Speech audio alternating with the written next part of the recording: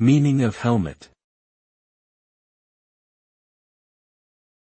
Helmet. Helmet. Helmet. Helmet.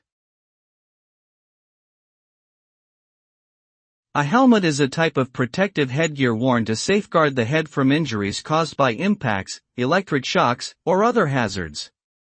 It typically covers the top of the head, with some designs extending to protect the back and sides of the neck.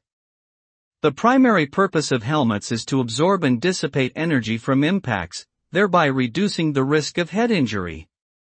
Various types of helmets are used in different activities such as sports, construction work, firefighting, and military operations.